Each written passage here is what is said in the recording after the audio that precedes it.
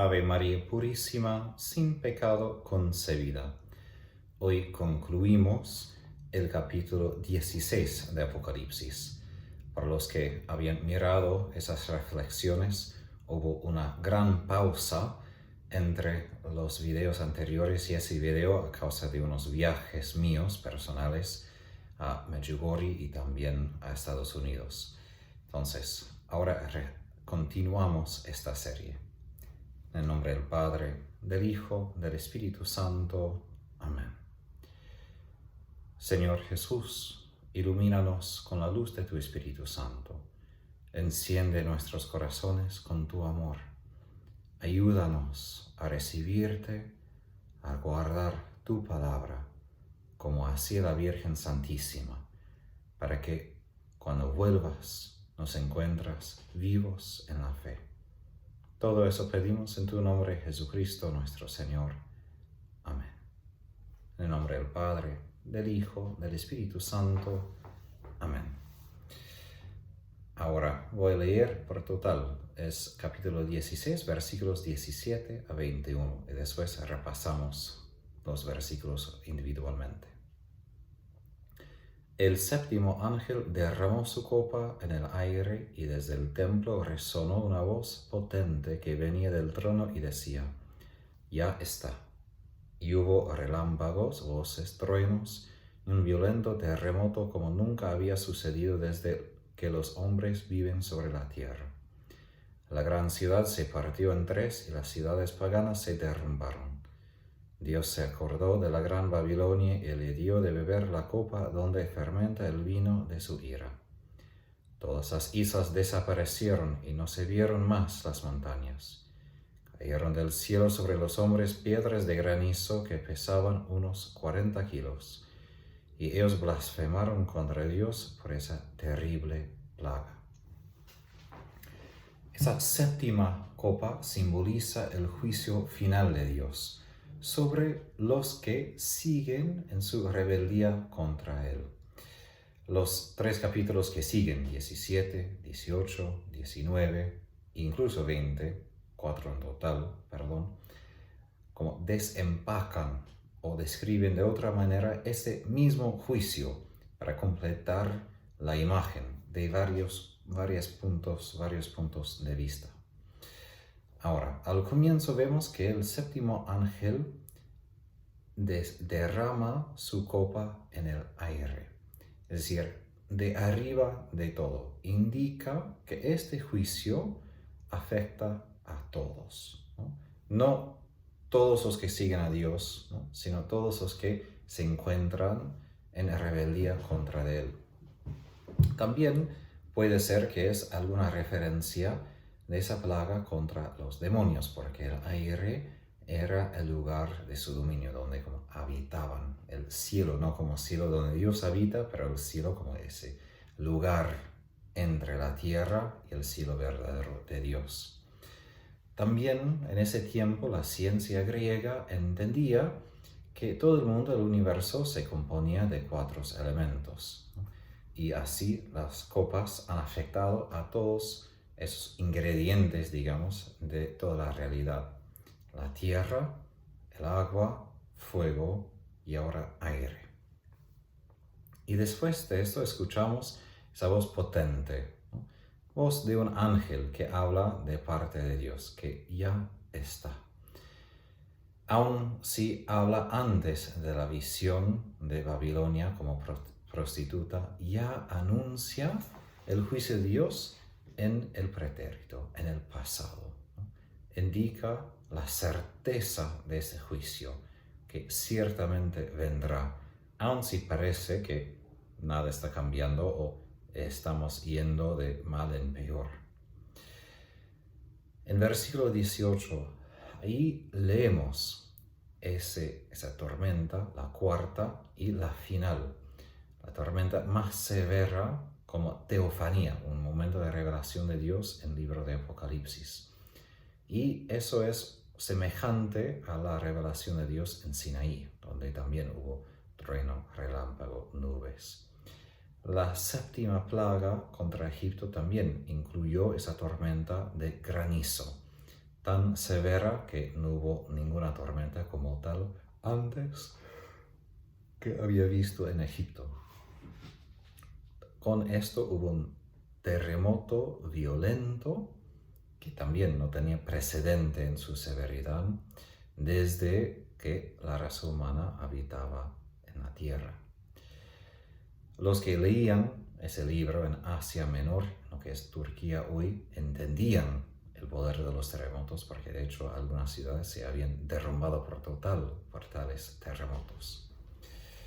Ahora, en los versículos que siguen hasta 21, leemos que el objeto de ese juicio de Dios no es su propio pueblo, sino su perseguidor, Babilonia. Y eso escucharemos en los capítulos que siguen. Se llama la gran ciudad porque es capital de un imperio. Ahora, por los judíos, Babilonia era la nación pagana y el capital de esa nación pagana que había conquistado Judá, había destrozado el templo y también fue el lugar del exilio. A través de los profetas, Dios había prometido a destruir a Babilonia por sus crímenes contra su pueblo. En el tiempo de Jesús, de Juan, los judíos y los cristianos se referían a Roma como Babilonia. Por eso leemos en la primera carta de San Pedro al fin.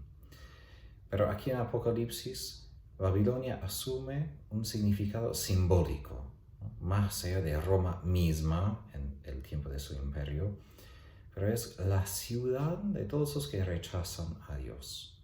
Todos que son no pueblo de Dios, sino pueblo del dragón, pueblo de Satanás, ¿no? Que llevan la marca de la bestia. Ahora, escuchamos que Dios se acordó de la gran Babilonia. En la Biblia, cuando Dios recuerda, quiere decir que Dios presta atención a una persona, un pueblo, o para salvar, por ejemplo, su propio pueblo, los hebreos en Egipto, o aquí para juzgar y castigar. Y Dios da a Babilonia la copa donde fermenta el vino de su ira. Es una imagen que viene de Isaías 51 y Jeremías 25, una copa de juicio. La copa de este ira refiere al juicio de Dios, que primero dio a Israel por sus propios pecados, porque el juicio siempre comienza con la casa de Dios, y después a los enemigos de Israel, ¿no? Eso más que todo Babilonia. Aquí Juan utiliza imágenes cósmicas y apocalípticas para describir ese juicio de Dios. Babilonia ¿cómo se dice aquí? Que Babilonia será dividida en 3 partes y las ciudades paganas caerán. El asunto aquí no es la etnicidad, la etnia de tales ciudades, es decir, la destrucción viene a todos los que están aliados con Babilonia contra Dios. Y que todas las islas desaparecen y que no se ven las montañas demuestran el poder de Dios que sobrepasa cualquier poder terrenal, ¿no? O cualquier poder de los demonios. Es decir, Dios es infinitamente más grande que cualquier criatura. No hay comparación entre Él y las criaturas. Eso vemos, por ejemplo, en el Antiguo Testamento, Salmo 97, Isaías 2 y 40 y 45. Granizo de 40 kilos. No, de hecho, en la realidad, el granizo más grande en el mundo hasta hoy es de 1 kilo nomás. Entonces, 40 kilos indica esa manifestación del poder divino. Qué grande es el poder de Dios. Pero aún así, no es un poder que puede convencer a los habitantes de Babilonia a convertirse. Ellos siguen en su blasfemia contra Dios por esa terrible plaga. Es decir, simplemente quieren seguir su vida sin la conversión y sin sufrimiento. Ellos no hacen la pregunta ¿y por qué sufren así? Simplemente quieren quitar el sufrimiento. Juan aquí cuenta, como dije, esa visión en el pretérito profético. Es decir, lo que ya vio aún se refiere todavía al futuro. Y en esto hay que entender que la visión es figurativa, simbólica, ¿no? Porque luego escuchamos que la caída de Babilonia viene a través de guerra, no a través de un terremoto. Llegamos otra vez al fin y después seguimos con otros temas. Entonces, hay que entender que son diferentes maneras de expresar la misma realidad, que es una intervención inmediata de Dios, que y viene a través de la naturaleza y a través de otros seres humanos, la guerra. Ahora, ¿qué es el mensaje de estas 7 copas? Quiere decir que aun si parece que el poder del mundo es más fuerte que el poder de Dios, que nada va a poder derrumbar los políticos o imperios, emperadores, es cierta ya su destrucción. Y no debemos regocijar tanto la destrucción de cualquier persona, pero debemos sí tener por cierto que el mal siempre, siempre caerá. Dios es justo, Dios sí vendrá a rescatarnos. Y cuando estamos en problemas, debemos y podemos tener la certeza que Él viene a vindicarnos, a liberarnos y también para castigar a los que hacen mal, ¿no? Para que entiendan lo que han hecho, ¿no? Para restaurar la justicia.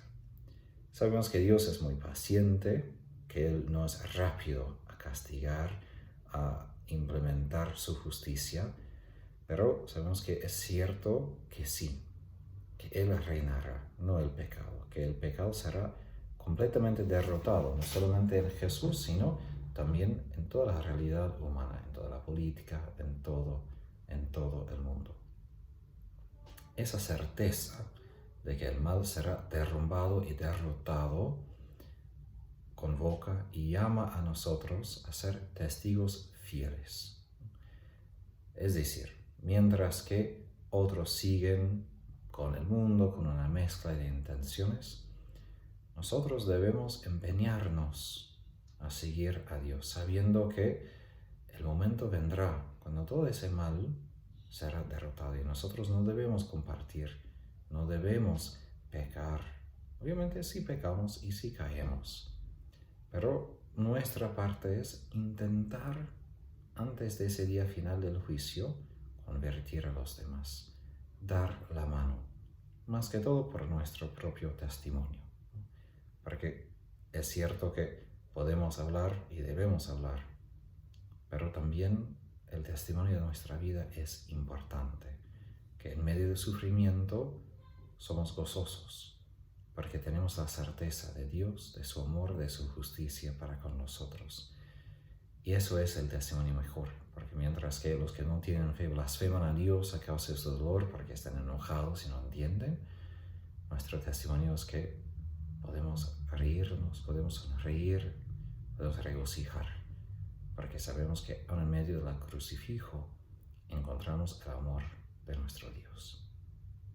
Que el Espíritu Santo nos fortalezca a dar tal testimonio, de esperar con certeza la derrota final del mal, para que veamos la victoria de Dios y su bondad de su misericordia.